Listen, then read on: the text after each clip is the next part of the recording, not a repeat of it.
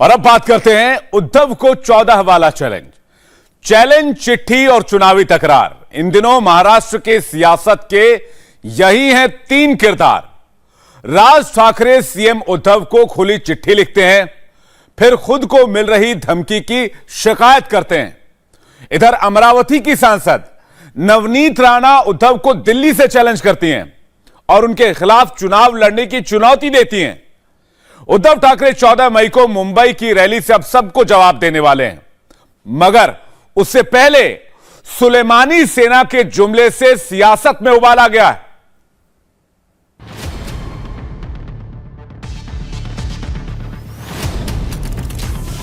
तो अभी 14 तारीख को जब अपनी स्पीच लेंगे, स्पीच में जब सभा में वो अपने भाषण में जो मैंने एक प्रश्न उनको पूछा है कि आप अगर पद का लालच रखते हैं तो आपने इलेक्शन भी लड़ना चाहिए।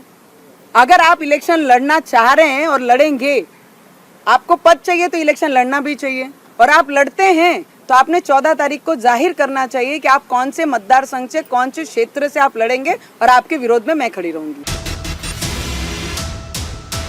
हमारे आदरणीय बाला साहब ठाकरे जी ने कभी इलेक्शन लड़ा नहीं और कभी पद पे बैठे नहीं। उन्होंने सिर्फ सैनिकों को पद पे बिठाया, सिर्फ सैनिकों के लिए लड़ाई दी और हिंदुत्ववादियों के लिए लड़ाई।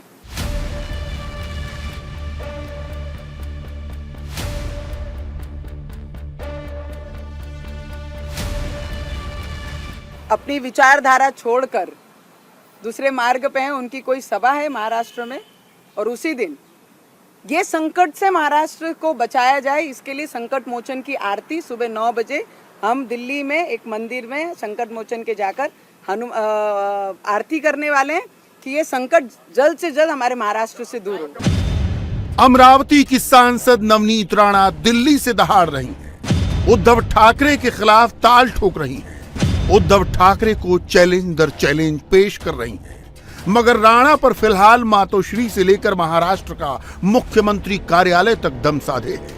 नवनीत राणा एक बार फिर सामने आई। सुप्रीम कोर्ट ने राजद्रोह कानून पर स्टे लगाया।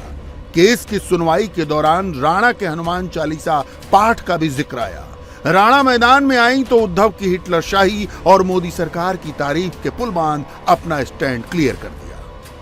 ये सरकार का, केंद्र सरकार का दिल से अभिनंदन करना चाहिए, क्योंकि आज़ादी के बाद पहली बार जितने भी ब्रिटिश कालीन जो भी कलमें हैं उसको हटाने पे और उस पे अमेंडमेंट्स लाने में सिर्फ ये सरकार काम कर सकती है और कोई नहीं। और हमारे यहाँ पर ब्रिटिश रूल्स के जो नियम है, जो ऑफेंस है, उस पे काम करने वाला उद्धव ठाकरे और ये सरकार मोदी ही जी सिर्फ ये सब चीज़ें हटा सकते हैं। पर हिटलरशाही आज भी मेरे महाराष्ट्र में उद्धव ठाकरे के माध्यम से महाराष्ट्र में सबने देखी है, पूरे देश की जनता ने ये महसूस किया और देखा भी है।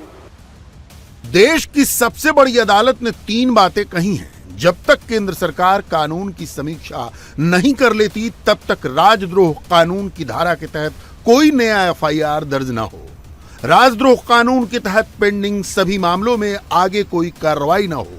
इस धारा के तहत जेल में बंद लोग जमानत के लिए कोर्ट जा सकते हैं। खैर, केस तो बहाना था। नवनीत राणा को अपना दर्द देश को बताना था, उद्धव ठाकरे को निशाना बनाना था। राणा की हर बात उद्धव के लिए चुभता तीर थी। मसलन 2 साल से उद्धव सीएम दफ्तर क्यों नहीं गए? उद्धव ठाकरे गिर सकते हैं, ये तो सभी को पता है। उन्होंने उसी दिन दिखा दिया कि वो अपनी कुर्सी के लालच में कहाँ तक गिर सकते थे, और उन्होंने उससे भी लिमिट क्रॉस करके हॉस्पिटल में जब अपने लोगों को भेजकर इंक्वायरी कराई तो उस दिन और दिखा कि उनका कोई स्तर बाकी अभी रहा नहीं है। तो मैं बोलती हूँ, मैं उनसे पूछती हूँ कि उद्धव ठाकरे 2 वर्ष अपने सीएम कार्यालय में गए नहीं। उन्होंने उसका एक ही रीज़न दिया कि भाई मेरी तबीयत खराब है, इसके लिए I can not afford to move out from my house and I am scared of corona, इसके लिए मैं घर से बाहर नहीं जा सकता हूँ। उद्धव ठाकरे जी ने उसकी पूरी MRI से लेके, ट्रीटमेंट से लेके, मेडिसिन से लेके, ऑपरेशन से लेके सब डिटेल मुझे दे दें, और एक महिला होने के नाते भी मैं उद्धव ठाकरे की सरकार को पूरी रिपोर्ट दूंगी कि मेरी ट्रीटमेंट में क्या प्रॉब्लम है, क्या ट्रीटमेंट होनी चाहिए और कैसी होनी चाहिए। नवनीत राणा और उनके पति जमानत पर बाहर आ गए, मगर उद्धव ठाकरे की सरकार नवनीत राणा के पीछे पड़ी है। राणा दंपति जेल में ही थे जब बीएमसी ने उनके घर बिना परमिशन कंस्ट्रक्शन का नोटिस चिपका दिया। 7 दिन में जवाब मांगा वरना फ्लैट पर हथौड़ा चलाने की चेतावनी दे दी। इस पर नवनीत राणा ने कहा कि अगर वो बेघर भी हो जाएंगी तो उद्धव के खिलाफ उनकी लड़ाई जारी रहेगी। हम जेल के अंदर तब वो नोटिस हमारे गेट के दरवाजे के बाहर लगा के जा रहे हैं। इंसानियत तो जिंदा ही नहीं रही है और आपने ही परमिशन दी है। ऑनर को, जो बिल्डिंग के ऑनर थे, जिन्होंने बनाया, बिल्डर को सब दिए, आज नोटिस लगा के गए हैं। मुझे ये उनसे एक प्रश्न पूछना है कि आप गिरोगे भी तो कितना गिरोगे? आपको ये लगता है कि घर का अगर कोई पार्ट तोड़ दिया तो हम बेघर हो जाएंगे? आप बेघर भी कर देंगे तो हमारी लड़ाई अगेंस्ट करप्शन ये महाराष्ट्र में पहले भी थी और आज भी उसके अगेंस्ट हम खड़े रहेंगे। जो महाराष्ट्र का नुकसान करने के लिए आगे आ रहे हैं उसे पीछे खींचने का काम हम पूरी ईमानदारी से करेंगे। और जो नोटिस दिए हैं लीगली हम उसका उत्तर जरूर देंगे। हम लीगल पे विश्वास करते हैं और लीगली हम आगे जाएंगे। उद्धव ठाकरे और शिवसेना पर राणा दंपति के हमले कितने तीखे हैं, इसका अंदाजा इसी बात से लगाइए कि उद्धव की शिवसेना को वो सुलेमानी सेना और इशारों में संजय राउत को शकुनी मामा बताने से भी नहीं चूक रहे। बाला साहब ठाकरे ने शिवसेना स्थापन की थी और उद्धव ठाकरे जी ने सुलेमान सेना बना दिया उसको। महाविकास आघाड़ी के विचारों पे अंग्रेजों के कायदों का पालन करके सुलेमान सेना बनाने का काम किया है और उसी सरकार के अंदर उद्धव ठाकरे जी के साथ एक शकुनी मामा है, जो शकुनी मामा सही मायने में उद्धव ठाकरे जी को पूरा ले डूबने वाला है और इसके लिए डूबने वाला है, डूबने की सांस वो भी निकल जाएगी। और मुझे लगता है कि जो स्थिति आज राज्यसभा में शिवसेना की महाराष्ट्र में है, आने वाले परिस्थिति में शिवसेना के टिकट मांगने के लिए भी लोग नहीं मिलेंगे, ऐसी परिस्थिति शिवसेना की होगी। एक तरफ नवनीत राणा तो दूसरी ओर राज ठाकरे। महाराष्ट्र की सियासी टर्फ पर शिवसेना दो तरफा घिरी है।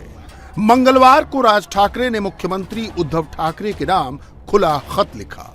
मराठी में लिखे इस खत का मजमून बड़े भाई उद्धव को चुनौती भी दे रहा था और नसीहत भी। हमारे धैर्य की परीक्षा मत लो, क्योंकि सत्ता आती है और जाती है। क्या सरकार और पुलिस ने मस्जिदों में छिपे हथियारों की बरामदगी और आतंकियों को पकड़ने के लिए भी ऐसी फुर्ती दिखाई थी? राजनीति में कोई भी हमेशा के लिए सत्ता में नहीं रहता। सत्ता आती है और सत्ता जाती है। आपके साथ भी ये हमेशा के लिए नहीं रहेगी। लाउड स्पीकर उतारने की जो हमारी मुहिम थी, उसके खिलाफ तमाम सारे महाराष्ट्र सैनिकों के ऊपर कार्रवाई हो रही है। 28,000 से ज्यादा मनसे कार्यकर्ताओं को नोटिस दिए गए हैं। ये किस लिए? कोई भी सत्ता का ताम्रपत्र लेकर नहीं आया, तुम भी नहीं।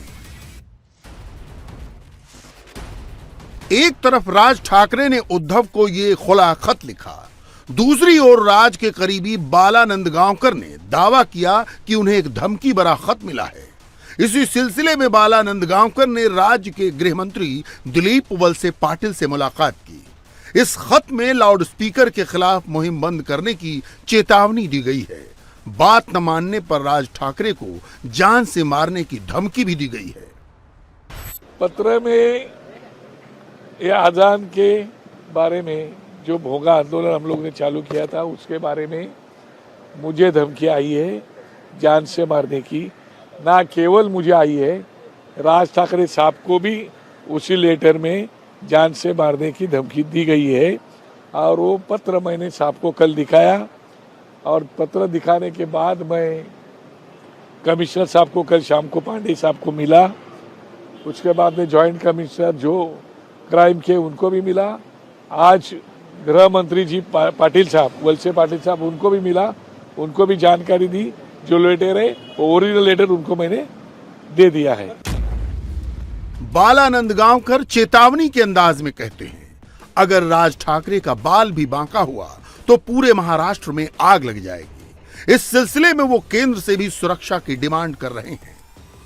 उसमें लिखा है कि ये अजान के बारे में आप जो भी कुछ कर रहे हो वो आप तुरंत बंद करो, नहीं तो हम आपको जान से मार देंगे।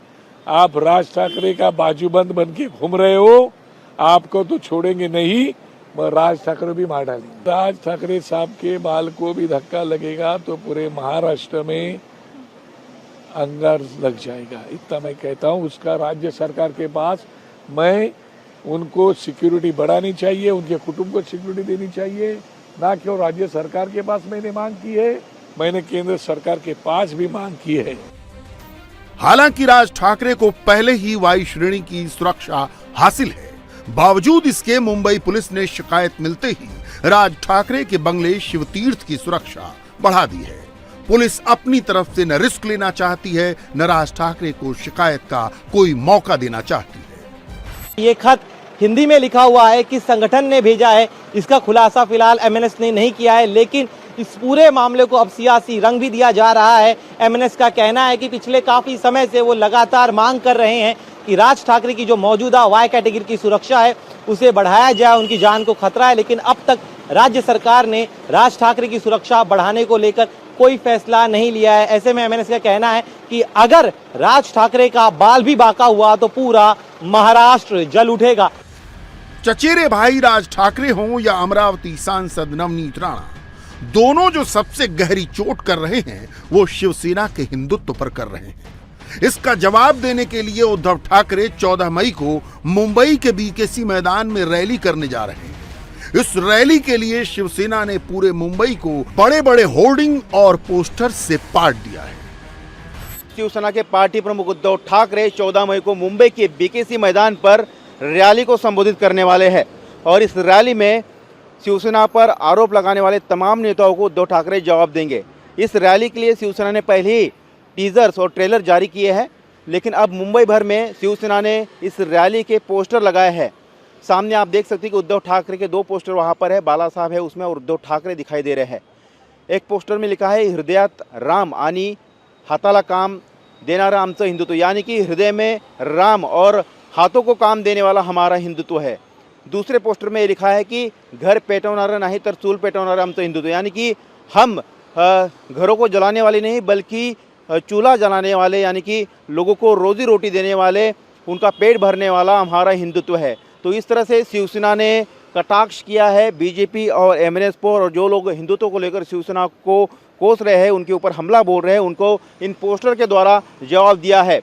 इसके अलावा शिव संपर्क अभियान की भी इसमें बात की गई है, जो शिवसेना पूरे महाराष्ट्र भर में चलाएगी, जिसकी घोषणा उद्धव ठाकरे 14 मई को रैली में करने वाले हैं। तो शिवसेना ने मुंबई भर में इस तरह के पोस्टर्स लगाए हैं और हिंदुत्व को लेकर अपने विरोधियों को कड़ा जवाब देने की कोशिश की है। ये बैनर शिवसेना के हिंदुत्व की बदलती व्याख्या पेश कर रहे हैं, जिसमें घर जलाने की नहीं चूल्हा जलाने की बात है, दिल में राम और हाथ में काम की बात है। शिवसेना का ये नया स्टांस और विरोधियों के इल्जाम की फांस इंडिया टीवी ने इस पर शिवसेना नेता अरविंद सावंत से बात की। इस शिवसेना का जो वाक्य है कि आग लगाने वाले बहुत है लेकिन चूल्हा जलाने वाले, चूल्हा जलाने की बात शिवसेना करती है। घर में चूल्हा जले और वो अगर जलता है तो घर में अनाज मिलेगा। एक और पोस्टर है दिल में राम हाथों को काम।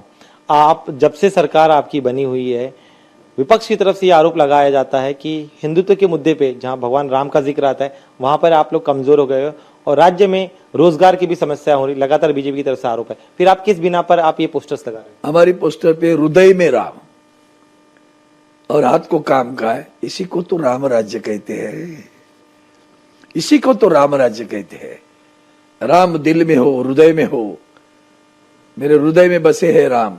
उस राम राज्य की कल्पना क्या है, मुका रहे हैं लोग, तो हाथ को काम, तो यही तो राम राज्य है। ये संकल्पना उन्होंने उस पोस्टर पे प्रदर्शित की है और वही तो लोग चाहते हैं। आज की समस्या क्या है देश के सामने? भूख, महंगाई। तुम्हारे सिलेंडर के भाव 1000 सब्सिडी के 1000 के ऊपर गए। कौन से मुंह से आकर बात करते हो? हिंदुत्व हिंदुत्व हिंदुत्व, पेट तो भरो। हिंदुत्व में ये सब सामायिक है। ये मत सोचो हिंदुत्व क्या है, वो हमारे रगों में है, जहन में है हमारे। ये वही शिवसेना है जो बीजेपी के साथ होती थी तो आक्रामकता उसके जिम्मे होती थी। कांग्रेस और एनसीपी के करीब जाकर शिवसेना का उग्र हिंदुवादी चेहरा बदला है। मुश्किल यह है कि उद्धव ठाकरे के लिए दोनों के बीच संतुलन बनाना मुश्किल है। जिन निकाय चुनावों की बाबत मुंबई में सारा सियासी हंगामा खड़ा है, उसे लेकर कांग्रेस और एनसीपी में ही तनातनी पैदा हो गई है। विदर्भ के लोकल बॉडी इलेक्शन में कांग्रेस को अपेक्षित परिणाम नहीं मिले। कांग्रेस के प्रदेश अध्यक्ष नाना पटोले विदर्भ से ही आते हैं। ये उनके लिए बड़ा झटका है। वो इस नाकामी के लिए एनसीपी के विश्वासघात को जिम्मेदार मानते हैं। महाराष्ट्र कांग्रेस अध्यक्ष नाना पटोले हमारे साथ हैं। सर, बार बार कहा जाता है कि महाविकास आघाड़ी में सब कुछ ठीक है, लेकिन इस बार विश्वासघात का आरोप आपने खुद लगाया राष्ट्रवादी पर। देखो, सरकार में का एक समन्वय समिति अलग है, वो सरकार की बात है जी। लेकिन राजकीय लेवल पर हम जो देख रहे हैं कि भिवंडी में हमारे 19 महानगर पालिका के सदस्य राष्ट्रवादी अपने पार्टी में लेकर उनको एक बड़ा विश्वासघात राष्ट्रवादी ने उस समय भी किया था। भंडारा गोंदिया में भी जिला परिषद और पंचायत समिति के चुनाव में राष्ट्रवादी डायरेक्ट बीजेपी से अलायंस कर वहाँ पे अगर सत्ता बनाना चाहती है तो हमें तकलीफ नहीं। लेकिन जब सरकार में जिस उद्देश्य से, क्योंकि इन लोगों ने तो कोशिश की थी, पैट में जाकर राष्ट्रवादी ने बीजेपी के साथ सरकार बनाई थी अंधेरे में, बाद में 80 घंटे में वो सरकार गिरने के बाद हमारी नेता सोनिया जी गांधी के पास जाकर इन लोगों ने सरकार बनाने का ये बात की। तो कॉमन मिनिमम प्रोग्राम के आधार पर और बीजेपी को सत्ता से दूर रखने के लिए हमारी नेता सोनिया जी ने भूमिका रखी थी। उस बात को इन लोगों ने एक्सेप्ट किया था और आज वो बीजेपी के साथ अपनी दोस्ती बढ़ाना चाहते हैं, उनके साथ सत्ता में शामिल होना चाहते हैं। तो हमें कांग्रेस को कोई विरोध नहीं, हम विचारधारा की लड़ाई लड़ते हैं, हम सत्ता की नहीं। लेकिन इस तरह से विश्वासघात की राजनीति अगर राष्ट्रवादी करती है तो कांग्रेस इसके लिए विचार करेगी। एनसीपी की रणनीति यह है कि वो धीरे धीरे महाराष्ट्र में कांग्रेस का पूरा स्पेस कवर करना चाहती है। इसकी शुरुआत उसने विदर्भ से की है। पार्टी इतनी खामोशी से काम कर रही है कि कांग्रेस के आरोप पर कोई रिएक्शन तक नहीं देती, मगर बीजेपी इस गठबंधन को अवसरवादी बताने से नहीं चूक रही। इस छलावे के बाद, इस मजबूरी के बाद भी कांग्रेस दल इन दो प्रादेशिक दलों के साथ सत्ता साझा कर रही है। क्या उसका कारण? घुटने टेकने की आपकी कौन सी ये मजबूरी? 3 वर्षों से हम सुन रहे हैं इन दोनों दलों का आपसी झगड़ा, आपसी संघर्ष। कौन सा ऐसा सूत्र है कि कांग्रेस को इन दोनों दलों के साथ बांध के रख रहा है? क्या हिस्सेदारी है? क्या वसूली नाम का खेल है? वसूली और वसूली, यही सूत्र इन तीनों दलों को आपस में बांध करके रख रहा है। इन दिनों सियासी तौर पर सबसे गरमाया हुआ सूबा है महाराष्ट्र। इस सियासत में हिंदुत्व के तड़के ने और भी उबाल पैदा कर रखा है। सबसे अधिक मुश्किल है उद्धव ठाकरे की, जिन्हें खुद को हिंदू भी बनाए रखना है और 2 सेकुलर दलों की नाव पर एक साथ चढ़ना है। मजे की बात यह है कि दोनों नावें कभी भी अलग धारा पकड़ सकती। इंडिया टीवी हर वक्त हर जगह डाउनलोड करने के लिए सर्च करें India TV news Google play store या ऐप स्टोर पर।